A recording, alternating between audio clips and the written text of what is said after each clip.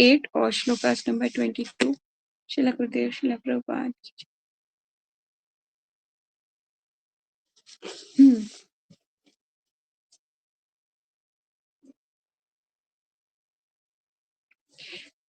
Shlokas number 22। सब अपने अपनी भगवत गीता निकाल लीजिए। से तो ज्यादा लोग नहीं है, हम 3 ही हैं, पर भगवत गीता होनी जरूरी है।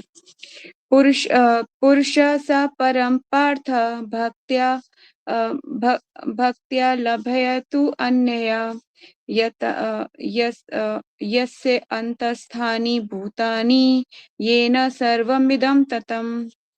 पुरुष परम पुरुष, सह वह, परह परम जिससे बढ़कर कोई नहीं है, पार्थ हे प्रथापुत्र, भक्तया भक्ति के द्वारा लक्ष्य प्राप्त किया जा सकता है। तो लेकिन अन्य अन्य अन्य अन्य अविचल, यसे जिसके, अंतस्थानी भीतर, भूतानी ये सारा जगत, येन जिसके द्वारा, सर्वम समस्त, इदम जो कुछ हम देख सकते हैं, ततम व्याप्त है। भगवान जो सबसे महान है, अनन्य भक्ति द्वारा ही प्राप्त किए जा सकते हैं। यद्यपि वे अपने धाम में विराजमान रहते हैं, तो भी वे सर्वव्यापी हैं और उनमें सब कुछ स्थित है। बहुत सुंदर श्लोक है ये। सा वे परम पार्थ भक्त्या भक्त्या लभ्य तु अनन्या यस्तस्थानि भूतानि येन सर्वमिदं ततम्। मतलब बहुत सुंदर श्लोक है ये कि भगवान जो सबसे महान है, अनन्य भक्ति द्वारा ही प्राप्त किए जा सकते हैं। यद्यपि वे अपने धाम में विराजमान रहते हैं, तो भी वे सर्वव्यापी हैं और उनमें सब कुछ स्थित है। ठीक है, भगवान अपने धाम में जरूर है, पर फिर भी भगवान सब में व्याप्त है, कण कण में व्याप्त है। ठीक है, कम आ रही है, आवाज कम आ रही है।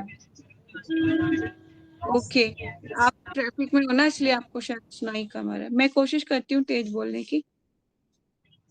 ठीक है। तात्पर्य यहाँ पर स्पष्ट बताया गया है कि जिस परम धाम से फिर लौटना नहीं होता, वे परम पुरुष कृष्ण का धाम है। ब्रह्म संगीता में इस परम धाम को आनंद चिन्मय रस कहा गया है, जो ऐसा स्थान है जहाँ सभी वस्तुएं परम आनंद से पूर्ण है। जितनी भी विविधता प्रकट होती है, वे सब इसी परमानंद का गुण है। वहां कुछ भी भौतिक नहीं है। भगवान के धाम में सब कुछ कैसा है? चिन्मय, जिसे कहते हैं लिविंग है। मतलब वहां पे पेड़ भी लिविंग है, सब कुछ लिविंग है। जो भी चीज आप यहाँ भौतिक संसार में से देखते हो ना कि उसमें जान नहीं है, लेकिन भगवान के धाम में सब कुछ चिन्मय है, सब कुछ। ठीक है, ये विविधता भगवान के विस्तार के साथ ही विस्तृत होती जाती है, क्योंकि वहां की सारी अभिव्यक्ति पराशक्ति के कारण है। ठीक है, मतलब कि यहाँ पर जो भी आप देख रहे हो भगवान की, और मतलब भगवान का जो जहाँ पे भगवान है वहां पे इतना विस्तार है कि सब कुछ विस्तार होता जाता है। मतलब जो भी कुछ आप देख रहे हो इस भौतिक संसार में जो अचल है, जैसे कि माउंटेन है ना, वहां पर माउंटेन भी बातें करते हैं, सब कुछ है वहां पर, लेकिन चिन्मय है। ठीक है, और दूसरा बताया जा रहा है कि वहां की सारी अभिव्यक्ति पराशक्ति के कारण है। जितनी भी भगवान की जो पराशक्ति है, मतलब आध्यात्मिक शक्ति, उसके कारण सभी चीजें चिन्मय होती हैं। ठीक है, जैसा कि 7वें अध्याय में बताया गया है। जहां तक कि इस भौतिक जगत का प्रश्न है, यद्यपि भगवान अपने धाम में ही सदैव रहते हैं, तो भी वे अपनी भौतिक शक्ति माया द्वारा सर्वव्याप्त हैं। ठीक है, अपने धाम में जरूर रहते हैं, पर भगवान अपनी शक्ति के द्वारा समस्त कण कण में विद्यमान है। ठीक है, इस प्रकार वे अपनी परा तथा अपरा शक्तियों द्वारा सर्वत्र भौतिक तथा आध्यात्मिक दोनों ब्रह्मांडों में उपस्थित रहते हैं। यस्या अंतस्थानी का अर्थ है कि प्रत्येक वस्तु उनमें है, उनकी परा तथा अपरा शक्ति में निहित है। इन्हीं दोनों शक्तियों के द्वारा भगवान सर्वव्यापी है भगवान, है ना, सब जगह है। कृष्ण के परम धाम में यह असंख्य वैकुंठ लोकों में भक्ति के द्वारा ही प्रवेश संभव है। ये लाइन आप हाईलाइट कर सकते हो, ठीक है, कि भगवान के जो धाम है, परम धाम और असंख्य वैकुंठ लोकों में भक्ति के द्वारा ही प्रवेश होता है, संभव है। वरना बिना भक्ति के आप सोचो कि मैं तो बिना भक्ति के धाम पहुंच जाऊंगा, तो ये पॉसिबल नहीं है, ठीक है। भक्ति के द्वारा ही वहां पे प्रवेश मिल सकता है। जैसा कि भक्तया शब्द सूचित करता है कि किसी अनन्य विधि से परम धाम की प्राप्ति संभव नहीं है। वेदों में अपनी उपनिषद 3.2 में भी परम धाम तथा भगवान का वर्णन मिलता है। एको वंशी सर्वांग कृष्ण, उस धाम को केवल एक भगवान रहता है।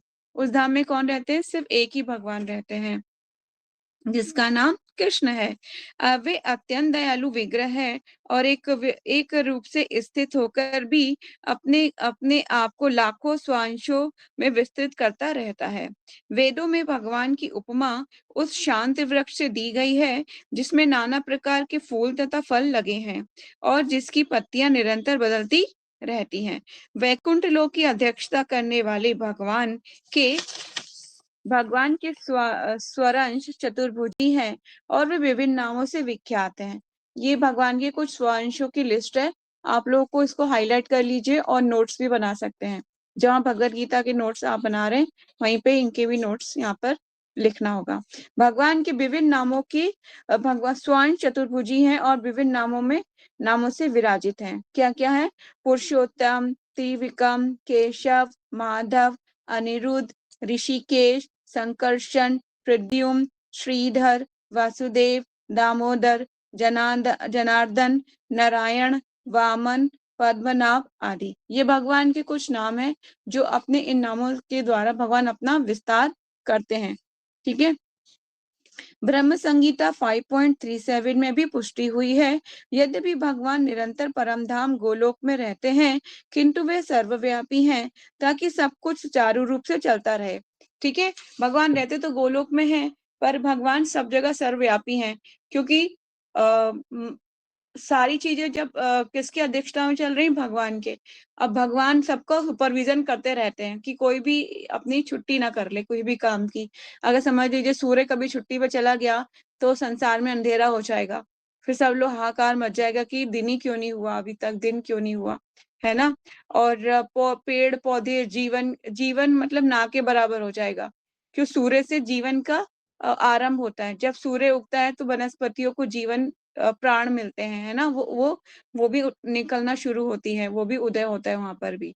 मनुष्य को भी सूर्य की आवश्यकता बहुत ज्यादा है। अब देखिए कि हमें अभी जैसे समर है, विंटर में अगर सूर्य ना निकले तो कितनी तकलीफ होती है ना, कि बहुत मुश्किल हो जाती है। तो समझ लीजिए सूर्य देव जो है वो एक तरीके जीवन है, ठीक है। तो वनस्पतियों को सब जीवन रस प्रदान किया जाता है। आगे चलते हैं तो यही बोला जा रहा है कि किंतु वे सर्वव्यापी हैं ताकि सब कुछ सुचारू रूप से चलता रहे। भगवान गोलोक में जरूर रहते हैं, पर लेकिन सब जगह देखते रहते हैं। सब सब लोग उनकी अध्यक्षता में ही कार्य करते हैं। गोलोक एव निव सत्य अखिलात्म भूतः। वेदों में श्वेता उपनिषद 3.8 में कहा गया है, परास्त शक्ति विवदेव सूर्यते स्वभाव की ज्ञान बल क्रिया चा। जिनकी शक्तियां इतनी व्यापक हैं कि वे परमेश्वर की दूरस्थ होते हुए भी दृश्य जगत में बिना किसी त्रुटि के बिना त्रुटि के सब कुछ सुचारू रूप से संचालित करती रहती हैं, ठीक है।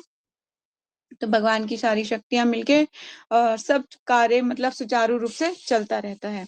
आगे चलते हैं नेक्स्ट श्लोक का। इसमें जयश्री आप पढ़ना चाहते हो या शोर है उधर, नहीं पढ़ पाओगे?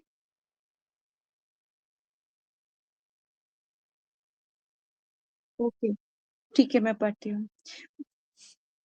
यत्र काले अनावृतम आवृतम च एव योगिना प्रयायन्ता यान्ति तं कालव्यक्ष्यामि भरत ऋषभ।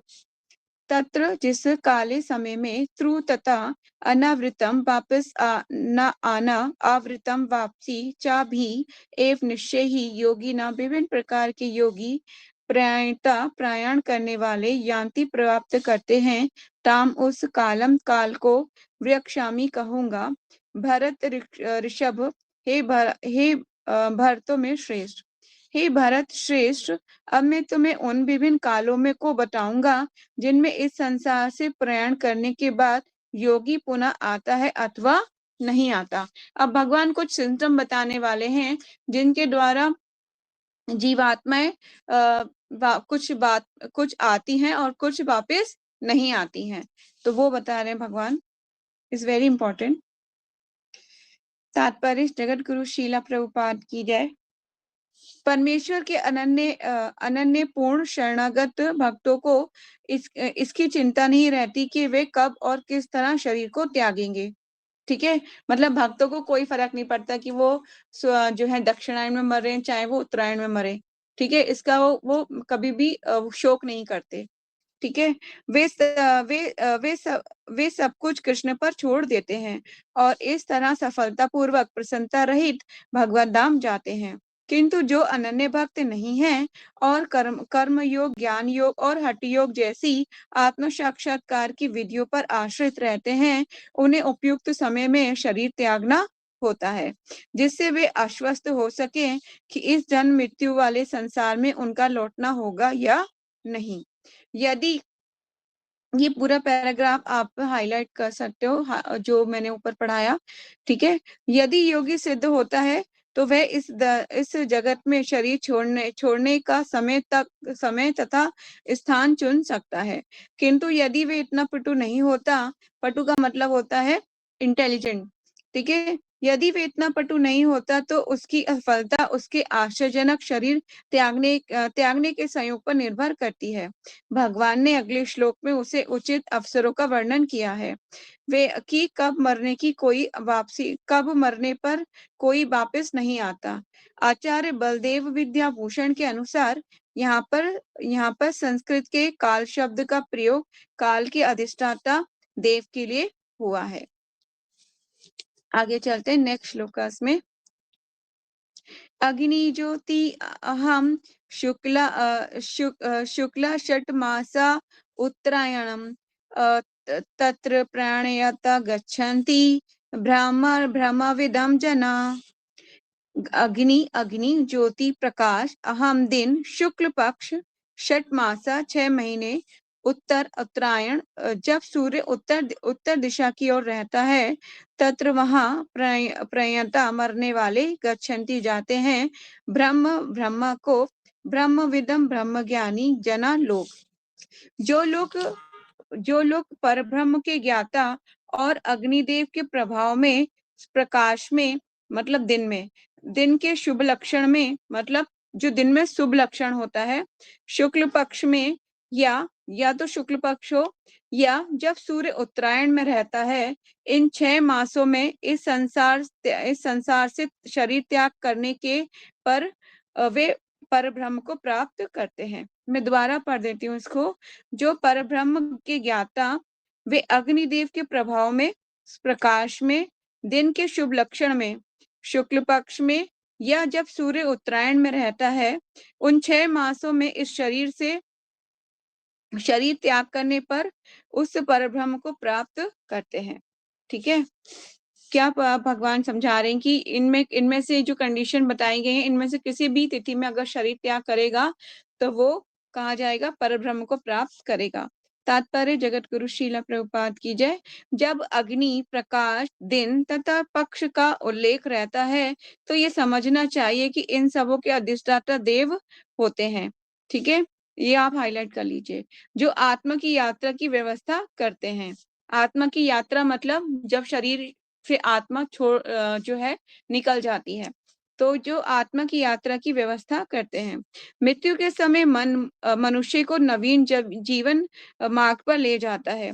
यदि कोई अकस्मात या योजना पूर्वक उपयुक्त समय पर शरीर त्याग करता है तो उसके लिए निर्विशेष ब्रह्म ज्योति प्राप्त कर पाना संभव होता है। योग में सिद्ध योगी अपने शरीर को त्यागने के समय तथा स्थान की व्यवस्था कर सकते हैं। अन्यों का इस पर कोई वश नहीं होता। यदि संयोगवश वे शुभ मुहूर्त में शरीर त्यागते हैं तो तब तो उनको जन्म मृत्यु के चक्र में लौटना नहीं पड़ता, अन्यथा उनके पुनः आवर्तन की संभावना बनी रहती है। किंतु कृष्ण भावनामृत में कृष्ण भावनामृत में शुद्ध भक्त के लिए लौटने का कोई भय नहीं रहता, चाहे वे शुभ मुहूर्त में शरीर त्याग करे या अशुभ लक्षण में, चाहे अकस्मात शरीर त्याग करे या स्वेच्छा पूर्वक, मतलब स्वेच्छा से कर रहा है या अपनी अकस्मात कर रहा है, मतलब अचानक से हो जाए। ठीक है, तो ये शुभ भक्तों के लिए ये चीजें एप्लीकेबल नहीं होती, ये कर्मियों के लिए बताई गई हैं। ठीक है, आगे चलते हैं। पर ये भी देखिए, जब किसी का जन्म मृत्यु का टाइम निश्चित होता है तो कोई उसे रोक नहीं सकता, ये उसके हाथ में ही नहीं है कि वो इस समय को व्यवस्था कर ले। संयोगवश ऐसी कोई व्यवस्था हो जाए, जैसे सारी कंडीशन फुलफिल हो जाए, जैसे उत्तरायण में मर रहा है ना, शुक्ल पक्ष में मर रहा है, दिन के समय मर रहा है, तो अगर ये सारी कंडीशन फुलफिल होती है तभी वो उच्च के लोकों में जाएगा। ठीक है, आगे चलते हैं।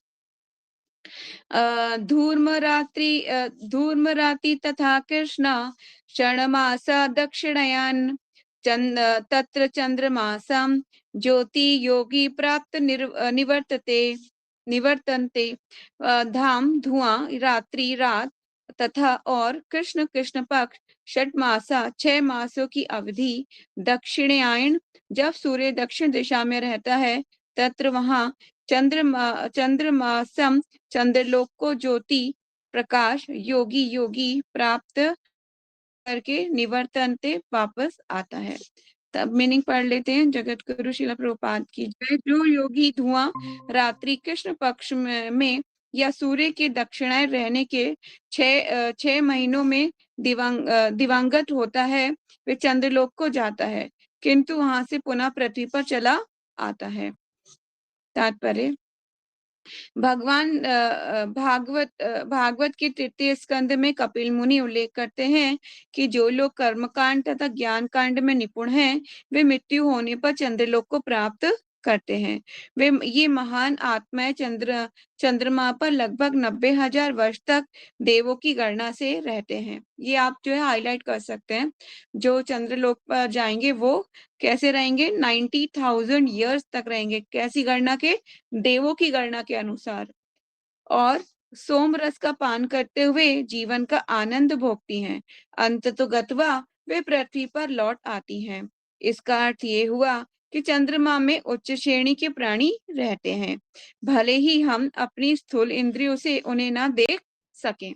चंद्रमा पे भी प्राणी रहते हैं, सूर्य देव पे भी प्राणी रहते हैं, हर लोकों में प्राणी रहते हैं, ऐसा शास्त्रिकल एविडेंस मिलते हैं। ठीक है, नेक्स्ट श्लोकास। शुक्ल कृष्ण गति होते जगत शाश्वते मते एकाया एकाया याति अनावृतम अन्य आवृतम पुनः। शुक्ल मतलब प्रकाश, कृष्ण तथा अंधकार गति जाने के मार्ग ही निश्चय ही एते ये दोनों जगत भौतिक जगत का शाश्वत वेदों के मतामत से एक के द्वारा याति जाता है, अनावृतम न लौटने के लिए, अन्यों के द्वारा आवृत्ति आ जाता है पुनः फिर से। वैदिक मतानुसार इस संसार से पलायन करने के 2 मार्ग हैं। ये कौन कह रहा है? ये कन्वर्सेशन भगवान कह रहे हैं। किससे कह रहे हैं? अर्जुन से कह रहे हैं ना। तो ध्यान पूर्वक सुनेंगे ना तो आपको समझ में आता रहेगा। वैदिक मतानुसार इस संसार से पलायन करने के 2 मार्ग हैं, एक प्रकाश का तथा दूसरा अंधकार का। जब मनुष्य प्रकाश के मार्ग से जाता है तो वह वापस नहीं आता, किंतु अंधकार के मार्ग से जाने वाला पुनः लौटकर आता है। तात्पर्य, जगत गुरु श्रील प्रभुपाद की जय। आचार्य बलदेव विद्याभूषण ने छंद्रोदय उपनिषद से 5.9035 में ऐसा ही विवरण उद्धृत किया है। जो अनादिकाल से सकाम कर्मी तथा दार्शनिक चिंतक रहे हैं, वे निरंतर आवागमन करते रहे हैं। वस्तुतः उन्हें परम धाम प्राप्त नहीं होता, क्योंकि वे कृष्ण की शरण में नहीं जाते।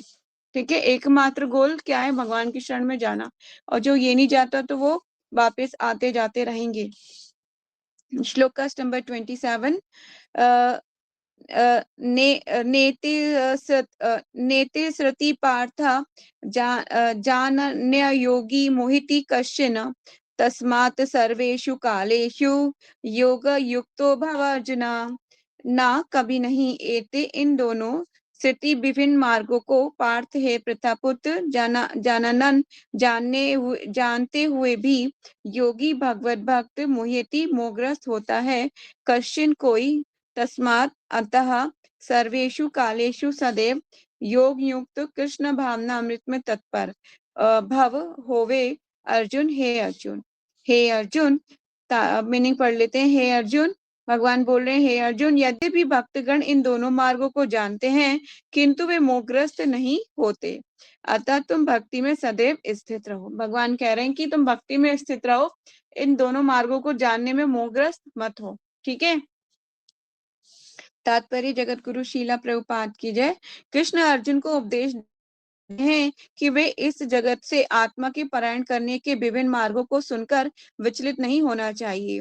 भगवत भक्त को इसकी चिंता नहीं होनी चाहिए कि वे स्वेच्छा से मरेगा या देव शाश्वत मतलब देवों की इच्छा से। भक्त को कृष्ण भावना अमृत में दृढ़ता पूर्वक स्थिर रहकर हरे कृष्ण का जप करना चाहिए। उसे ये जान लेना चाहिए कि दृढ़ता पूर्वक उसे ये जान लेना चाहिए कि इन दोनों मार्गों में से किसी की भी चिंता करना कष्टदायक है। कृष्ण भावनामृत में तल्लीन होने की सर्वोत्तम विधि यही है कि भगवान की सेवा में सदैव रत रहा जाए, जिससे भगवत धाम का मार्ग स्वतः सुगम, सुनिश्चित तथा सीधा होगा। देखिए, जब आप भगवान के भक्त बन जाते हैं ना, तो क्या होता है, भगवान वैसे ही सारे अरेंजमेंट करते हैं कि वो खुद चाहते हैं कि आप उन्हें याद कर सको। तो भगवान भक्तों को भेजेंगे आपके पास। भक्त लोग बहुत ही होशियार होते हैं, उन्हें पता होता है कि जब कोई शरीर त्याग करता है तो क्या करना चाहिए। वो भगवान आपको गोपी चंदन से आपके शरीर को विभूषित करेंगे, गोपी चंदन लगाएंगे शरीर पे, क्योंकि अंतिम सांसें जब निकल रही होती हैं तो बहुत लंबी लंबी सांसें लेता है बॉडी ना, बहुत लंबी लंबी सांसें लेकर निकाल रहा होता है। तो जल्दी जल्दी सारे भक्त लोग गोपी चंदन, क्योंकि समय बहुत कम होता है, बहुत शॉर्ट टाइम होता है, जल्दी जल्दी गोपी चंदन लगाएंगे, भगवान की फोटो आपके सामने लगाएंगे, हरे कृष्णा का कीर्तन करेंगे आपके सामने। और जो है तुलसी काष्ठ की लकड़ी, और जो है ब्रज की रज, और गोवर्धन की रज, मायापुर की रज, और पुरुषोत्तम 6 जगन्नाथपुरी की रज, और महाप्रसाद, सब कुछ आपके पास रखा रहेगा। सब कुछ भक्त लोग भगवान की गार्लैंड आपको पहनाएंगे, महाल्यम जिसे कहते हैं। तो मतलब इस तरह से जब ये सारी चीजें इकट्ठी होंगी ना, तो ऐसा चांस ही नहीं है कि वो भगवान के धाम नहीं जाएगा। क्या ऐसा पॉसिबल है? जिसने कीर्तन सुन रहा है, जिसकी कॉन्शियसनेस भगवान में है, और वो भगवान का नाम का जप किया है, तो ये कैसे पॉसिबल है कि वो नरक में चला जाए? सवाल ही नहीं उठता। और तुलसी काष्ठ की लकड़ी, वो तो मतलब कितने ही महान है। हमने पढ़ा है ना परम पुराण के अनुसार कि तुलसी की काष्ठ की लकड़ी जिसके भी पास रखी हो, और उसके मुंह में तुलसी पड़ी हो, तुलसी दल, गंगा जल पड़ा हो, वो कभी भी नमयूतों के दर्शन नहीं करेगा, है ना। तो बहुत इंपॉर्टेंट है, आप कभी भी तुलसी के पौधे को देखें, तुलसी की कास्ट को देखें, तो आप ये समझ जाइएगा ये कोई साधारण पौधा नहीं है ना। इसको अभी और अवेयरनेस की, लोगों क्या है कि लोग भूल जाते हैं, और कुछ लोगों को पता भी नहीं है, तो इसको अवेयरनेस की बहुत जरूरत है। तो मैंने आप लोगों को बोला भी था कि ज्यादा से ज्यादा इसके एक कोटेशन लेके आप उसके शॉर्ट्स बनाइए। ठीक है, तो आगे चलते हैं, बहुत ज्यादा डीप में नहीं जाएंगे इसको। तो कहाँ पे थे हम? यस, इस श्लोक का योग युक्त शब्द विशेष रूप से महत्वपूर्ण है। जो योग में स्थिर है वे अपनी सभी गतिविधियों में निरंतर कृष्ण भावनामृत में रत रहता है। श्री रूप गोस्वामी का उपदेश है, अनासक्त से विषयान यथार्थ हम उपयुज्यतः। मनुष्य को सांसारिक कार्यों से अनासक्त रहकर कृष्ण भावना अमृत में सब कुछ करना चाहिए। मतलब आप जो भी एक्टिविटी कर रहे हैं, वो भगवान के मतलब सेंटर में रख के करना चाहिए सब कुछ, ठीक है। इस विधि से जिसे योग युक्त वैराग्य कहते हैं, मनुष्य सिद्धि प्राप्त करता है। अतः भक्त कभी इन वर्णों से विचलित नहीं होता, क्योंकि वे जानता रहता है कि भक्ति के कारण भगवत धाम तक उसका पलायन सुनिश्चित है। वो जानता है कि मैं भगवान के धाम ही जाऊंगा, उसको गारंटी होती है ना। जैसे मैंने बताया कि वो पूरी तरह शरणागत है भगवान की तरफ। वो कहता है कि अब तुम ही देख लेना भगवान, मैं क्या जानू स्वर्ग और नरक, जो मुझे जहां भेजना चाहते हो, अगर तुम मुझे नरक भी भेजना चाहो तो मैं नरक भी चला जाऊंगा, वहां पे भी मैं हरे कृष्णा जप कर लूंगा। भगवान अरेंजमेंट करते हैं सब चीजों के। भक्त कोई ना कंप्लेंट होती है ना कोई डिमांड होती है, कुछ नहीं होता। वो निष्काम भाव से सेवा करता है और कोई उसकी एक्सपेक्टेशन नहीं होती, भगवान कुछ नहीं।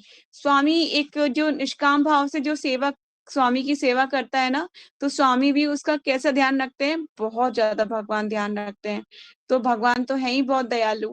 कहते हैं कि अगर आप उनको एक फूल चढ़ाओगे तो वो मतलब आपको इतना ज्यादा प्लीज करेंगे जिसकी आप करना भी नहीं कर सकते। भगवान किसी का उधार नहीं रखते। अगर आप जैसे कि कुछ करते भी हो ना थोड़ा सा भगवान के लिए, तो भगवान उसका डबल ट्रिपल 4 टाइम करके रिटर्न करते हैं। तो भगवान कभी भी ऐसा नहीं है कि सिर्फ लेते रहते हैं, देते नहीं है। एक पिता है, पिता तो अपने बच्चों के लिए सब कुछ करने का प्रयास करते हैं, है ना, बेस्ट टू बेस्ट। तो इसी तरह से भगवान भी बहुत दयालु हैं, हमें कभी नहीं भूलना चाहिए भगवान को। नेक्स्ट श्लोकास, ये थोड़ा बड़ा है लेकिन पढ़ते हैं। श्लोकास नंबर 28।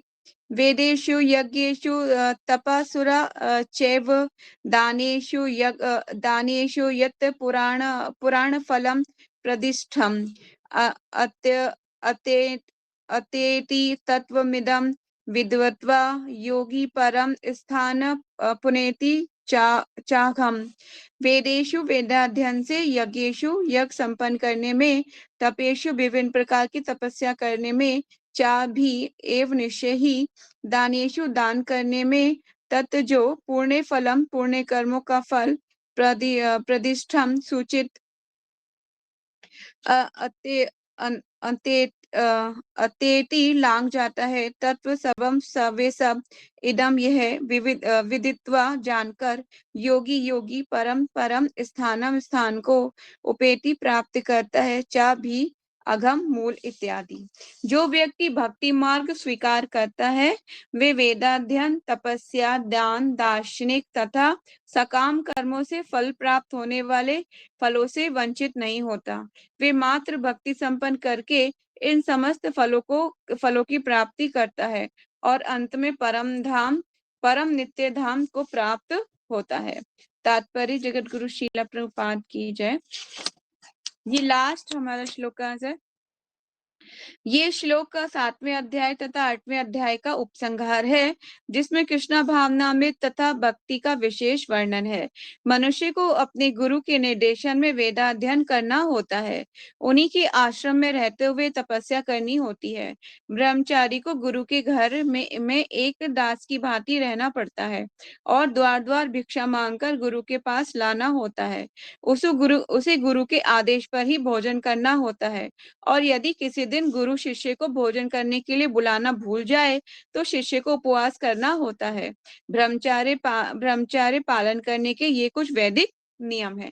ये वैदिक नियम है कुछ, ब्रह्मचार्य आश्रम में जब रहते हैं तो ये कुछ वैदिक नियम है जिनका पालन हर शिष्य को करना पड़ता है, ठीक है। और जिसने ये पालन कर लिया ना शिष्य ने, तो वो आजीवन पूरे जीवन अपने जीवन बहुत अच्छे से और बहुत सिस्टमेटिक तरीके से बिताएगा।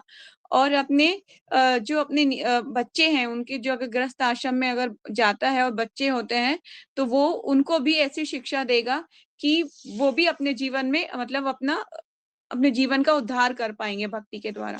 तो इज वेरी इंपॉर्टेंट कि हमें जब भी जब भी हम विवाह की बात सोचें, तो भक्त अगर सामने वाला डिवोटी भक्त है तो बहुत अच्छा रहता है। मतलब वो आपको जीवन धाम के बारे में बताएगा, धाम की इम्पोर्टेंट भक्ति में अगर आप उन्नति करना चाहते हो ना, तो डिवोटी से ही शादी करनी चाहिए। अन्यथा तो कर्मी लोग तो बस आप नरक की तरफ का रास्ता आराम से हाथ पकड़ के ले जाएंगे। तो बहुत ही इम्पोर्टेंट है कि आप जीवन में क्या चूज करते हो? फ्रीडम ऑफ चॉइस इस भगवान ने सबको दी हुई है, सबको, चाहे वो उसको लेते हैं या नहीं लेते, वो उनकी प्रॉब्लम है। फ्रीडम ऑफ चॉइस भगवान ने सबको प्रोवाइड की हुई है।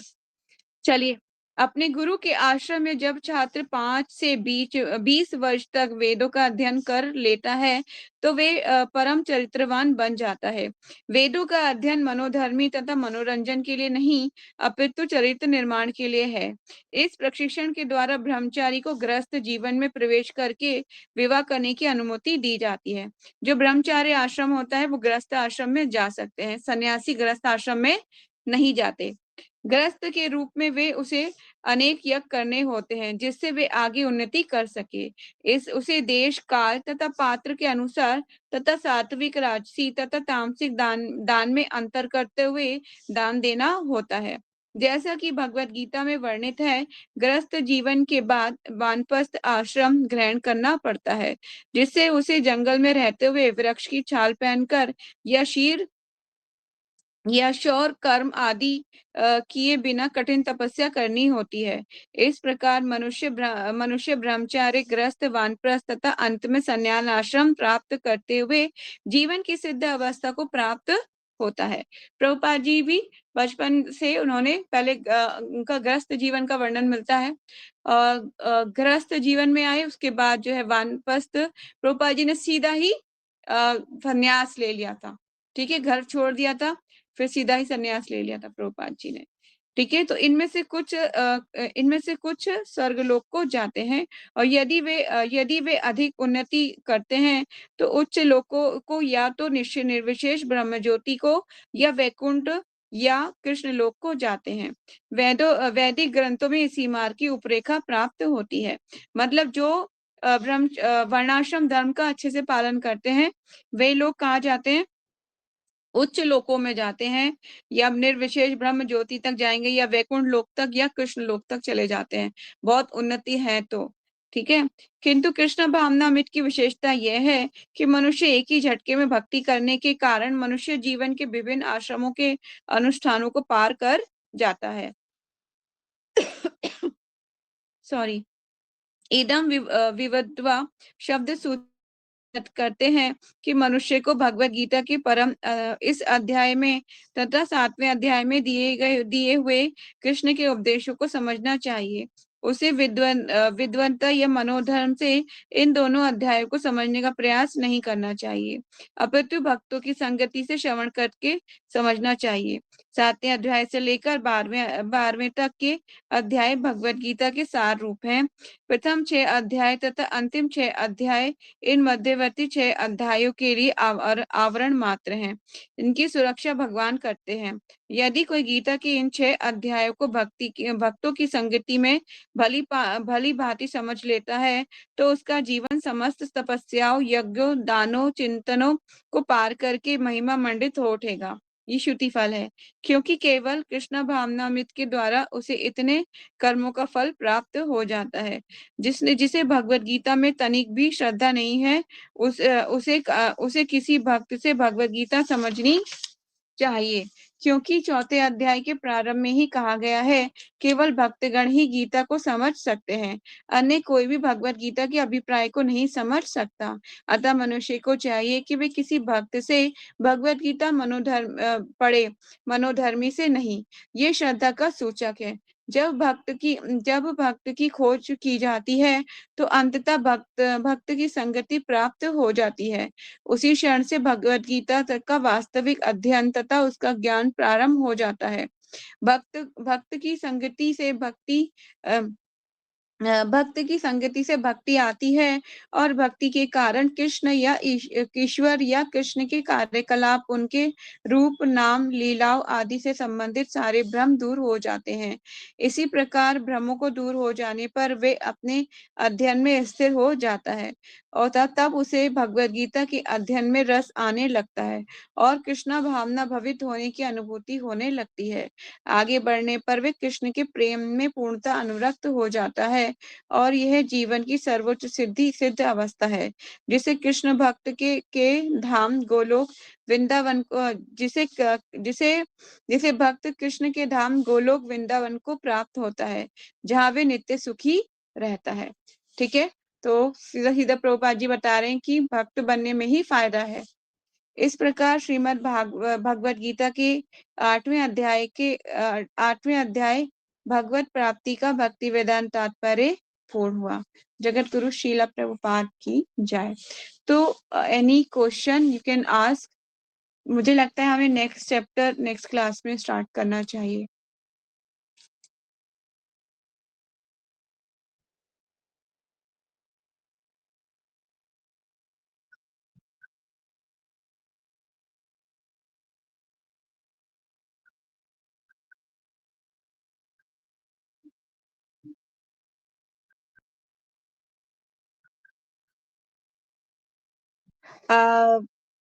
अगर कोई कर्मी है और बहुत पापी व्यक्ति है और वो संयोगवश इन सारी कंडीशन को फुलफिल करता है कि वो उत्तरायण में मर रहा है, शुक्ल पक्ष में मर रहा है ना, तो भगवत गीता के अनुसार तो वो उच्च लोकों में जाता है, उच्च लोकों में जाता है। पर ना वहां पर भी जो है कुछ काल के लिए ही रहता है, फिर वापस भेज दिया जाता है उसको, क्योंकि भगवान बता रहे हैं ना कि वो जाता है। अब जाने हो सकता है कि कोई पापी व्यक्ति भी ये कंडीशन फुलफिल कर जाए, पर बहुत रेयर ऐसा होता है कि पापी व्यक्ति ये कंडीशन फुलफिल करते हैं। भगवान ना बहुत होशियार है, ऐसे किसी को धाम नहीं बुलाने वाले। ठीक है, इतना आसान नहीं है भगवान के धाम जाना कि पापी भी कर लूं, पाप भी कर लूं, मजा भी कर लूं, है ना, और उल्टे सीधे काम करके भाई भगवत धाम पहुंच जाऊंगा, इसका कोई गारंटी नहीं मिलेगी। इसका कोई भगवान ऐसा होने ही नहीं देंगे, ऐसा कोई जा ही नहीं सकता।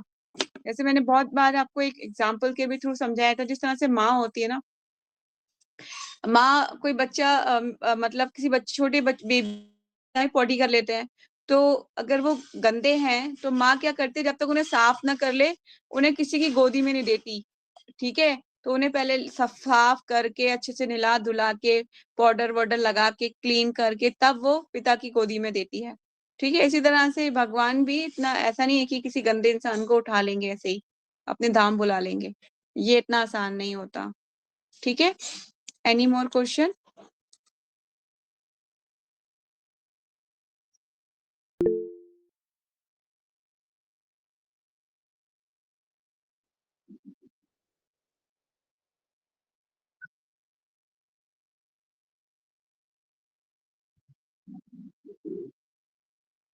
वहां पर सब लोग भगवान की सेवा कर रहे होते हैं। मुझे शास्त्री कल जो मैंने पढ़ा है अभी भी जो मिला है, वहां पे भी ना सब जो है सारे कुछ भगवान की सेवा के लिए निर्मित होते हैं। जैसे एक राजा होता है, उसकी प्रजा होती है, वो प्रजा जो है भगवान की सेवा के लिए ही होते हैं सारे लोग, है ना। जैसे कि आप मंदिर जाते हो, तो मंदिर में सारी सेवाएं होती हैं, है ना, आप सेवा कर रहे होते हो। तो वो आप एक ही स्वामी है वहां पर, एक ही परम पुरुष, एक ही पिता, वो सबके पिता है। चाहे वो उन्हें किसी भी संबंध से मानिए, पिता मानिए, कुछ भी मानिए, है ना, 5 तरीके के संबंध बताए थे ना पहले मैंने।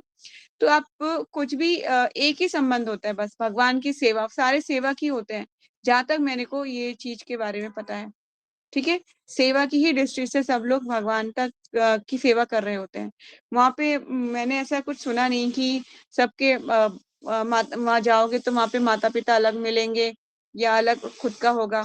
कैसे हो सकता है, मुझे तो ऐसा नहीं लगता, और मैंने को ऐसा कुछ सुनने में भी कभी किसी लेक्चर में आया नहीं कि किसी ने ये बोला हो कि वहां पे भी आपके दूसरे माता पिता मिलेंगे आपको। ऐसा मैंने सुना नहीं, क्योंकि वहां पर तो सबका मतलब कहते हैं सेंटर ऑफ अट्रैक्शन जो भगवान ही रहते हैं, और कोई नहीं। अगर और कोई हो जाएगा तो फिर से हम मटेरियल संसार के जैसे ही अपना घर बार बनाना शुरू कर देंगे ना, तो भगवान को पसंद ही नहीं। अगर वो सभी करना है तो फिर यहीं रहिए तो ज्यादा अच्छा है मटेरियल संसार में। ठीक है, एनी ईशा? यस ईशा, हरे कृष्णा। माता जी, मेरा कंठी माला को लेकर क्वेश्चन है। तो जो हमने पहनी हुई है कंठी माला, उस पे राधा लिखा हुआ है। तो मतलब मैंने ऐसा कहीं पढ़ा था ना, कहीं सुना था कि मतलब जैसे हम नहाते हैं तो वो पानी जो राधा नाम है उससे होकर निकलेगा, तो वो चरणामृत बन गया। तो वो पानी जो है ना करके नाली में जा रहा है, तो इसीलिए ये वाला नहीं पहनना चाहिए। तो ऐसा सच है क्या? मैंने ऐसा सुना नहीं, और जहां तक है कि डिवोटीज पहनते हैं माला, मैंने भी पहनी हुई थी, पर ऐसा मैंने सच कहीं सुना नहीं। तुलसी पर नाम लिखा हुआ है, नाम तो जो है कंठी पे लिखा हुआ है ना, तो कंठी का जो आप स्नान कर रहे हो वो आपकी बॉडी से छू के निकल रहा है ना, तो बॉडी पे तो लग चुका है ना वो ऑलरेडी पानी, जो वो तो बॉडी से निकल रहा है ना, वो तो जैसे कि फॉर एग्जाम्पल आपने स्नान किया तो कंठी पे आया जल, कंठी को जल छू के आपकी बॉडी पे, पूरी बॉडी पे लग चुका है। अब जो नीचे जो जल जा रहा है वो तो, मतलब नीचे निकल गया जल तो निकल गया, उसमें उसका कोई वो प्रॉब्लम नहीं है, उसमें तो क्या प्रॉब्लम है? कहाँ सुना आपने कि ऐसा प्रॉब्लम ऐसा होता है?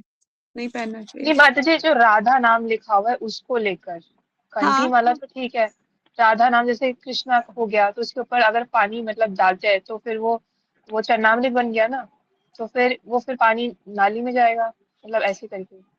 आप ऐसा थोड़ी नहीं कर रहे हो कि कंठी डुबो रहे हो फिर पानी को जहाँ उसमें फेंक रहे हो, आप उससे स्नान भी तो कर रहे हो ना, आपका स्नान हो चुका है, तो वो तो आप पवित्र हो चुके हो, तो फिर उसमें कोई खराब बात नहीं है उस चीज के कि वो पानी चरणामृत हो रहा है तो फिर हमारे से छू के नीचे निकल रहा है, आपसे छू के जा रहा है ना वो, तो कोई प्रॉब्लम नहीं है, आप तो पवित्र हो चुके हो, उसने आपको पवित्र कर दिया है।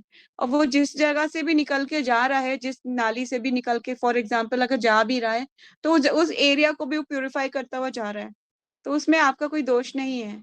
जिस तरह से तुलसी में अगर हम पानी देते हैं, जनरल बात है, मैं आपको बताती हूँ, जो डेली एक्टिविटी होती है, तुलसी को हम पानी देते हैं, तुलसी के गमले को, तुलसी के गमला पानी लेने के बाद नीचे से निकाल देता है ना पानी, निकाल देता है, वो नाली में चला जाता है ना, है ना, ऐसा तो नहीं कि वो किसी एक टैंक में स्टोर हो रहा हो, ऐसा तो नहीं है, वो भी तो नाली में चला जा रहा है ना, तो वो भी वहां पे भी उस एरिया को भी प्योरीफाई करता जा रहा है, उसमें आपकी कोई गलती नहीं है, वो प्योरिफिकेशन है, ठीक है, उसमें कोई दोष नहीं है, अपराध नहीं है।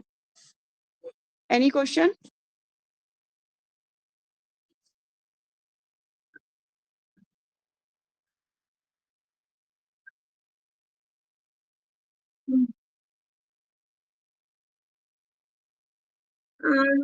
शाम को जनरली तुलसी में जल डालने से बचना चाहिए, क्योंकि वो सो जाती हैं, शयन कर लेते हैं, तो पत्ता भी नहीं तोड़ते, तो कोशिश करनी चाहिए कि आप उनको जल ना दें इवनिंग में, ठीक है।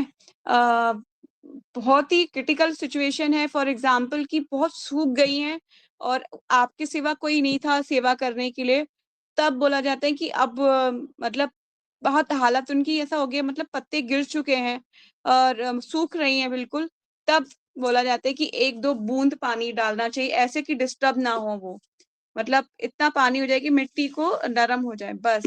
लेकिन इसको भी बोला जाता है कि तब जब बहुत ही सिचुएशन क्रिटिकल सिचुएशन है तब, लेकिन अगर नहीं है तो प्लीज अवॉइड करना चाहिए इस चीज को, ठीक है। तो ऐसा आप जलदान जो है नहीं शाम को मत कीजिए तो बेटर होगा, अगर दिन में दीजिए जल, शाम को बिफोर जैसे दिन छुपने से पहले पहले जल दे दीजिए, उसके बाद जैसे डार्क हो जाता है तो मत दीजिए जल, ठीक है। यस ईशा। माता जी, जैसे वो होता है जिससे आरती करते हैं, एक दिया होता है ना, तो उसे जैसे गौर निताई का आरती किया, तो उसी दिए से तुलसी महारानी का आरती कर सकते हैं या फिर उनके लिए अलग सा दिया लाना पड़ेगा? देखिए वैसे तो तुलसी मनाने के लिए अलग से ही दिया लेना चाहिए, क्योंकि अच्छा। आप सेपरेट पर्सनैलिटी को दिया दिखा रहे हैं ना, क्योंकि भगवान अलग है और सेवक को अलग दिखा रहे हैं, तो थोड़ा डिफरेंशिएट तो होना चाहिए, अलग दिया रहना ही चाहिए, ऐसा नियम है, ठीक है। तो अलग दिया दिखाएंगे तो बहुत अच्छा रहेगा, ज्यादा प्रॉब्लम नहीं आएगा, एक दिया आप उनके लिए बनाए, हमारे यहाँ पता है कितने दीपक बनते हैं, मैं आपको गिना नहीं सकती, बहुत, नीचे भी आरतियां होती हैं ऊपर भी आरतियां होती हैं, तो इस तरह से। अब तुलसी गार्डन न्यू बन रहा है, मैंने जयश्री को बताया भी था, न्यू तुलसी गार्डन बना रही हूँ मैं, और अलग सेपरेट जगह पर, मैं आपको दिखाऊंगी उसको जब वो कंप्लीट हो जाएगा, उसके उसके लिए ही जो है अलग रूम बन रहा है प्रॉपर, जैसे वृंदावन में रूम है ना सेपरेट तुलसी महारानी का, ऐसे रूम बन रहा है बहुत सुंदर सा, तो मैं उसी की तैयारी कर रही हूँ, उसके लिए क्लास में डिले हो जाता है आप लोगों की क्लास लेने में, ठीक है। Any more question?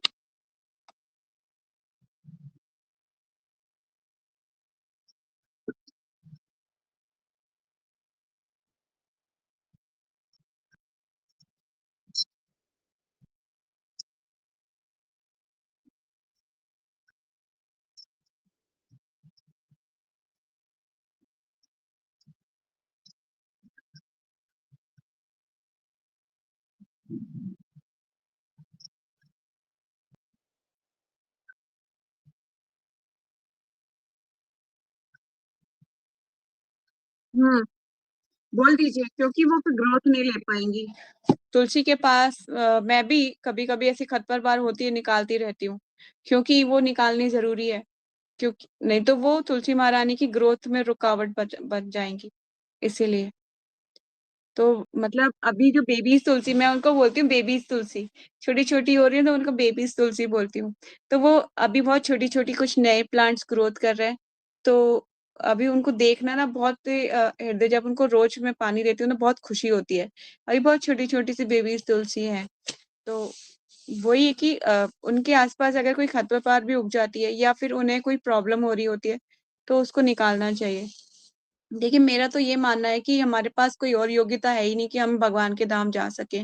सिर्फ एकमात्र अगर तुलसी महारानी की सेवा करते रहेंगे ना हृदय पूर्वक, तो हो सकता है कि अगर वो हम पे दयालु हो जाए और वो हमें भगवान के धाम में ले जाए, है ना। लेकिन आपकी हमारे पास कोई और योग्यता है ही नहीं। मेरा यही सोच है कि एकमात्र तुलसी महारानी की अगर हम शरण में चले जाएं, तो हो सकता है हमारा उद्धार हो जाए। ठीक है, तो एनी क्वेश्चन?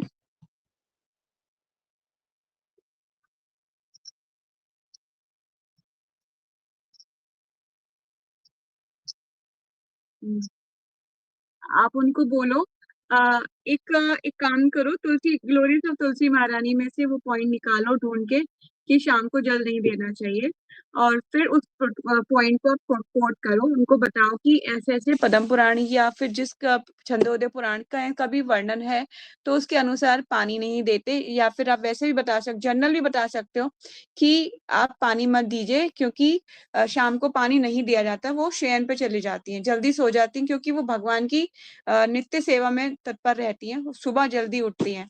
तो आप जो है पानी नहीं दे सकते सुबह, मतलब शाम को पानी नहीं दे सकते, और सुबह भी जो पानी देना होता है आफ्टर सनराइज देना होता है। ठीक है, सूर्य उदय के बाद देना होता है, उसके अंधे, और पत्ते भी नहीं तोड़ सकते। ठीक है, पत्ते भी नहीं तोड़ सकते उसके।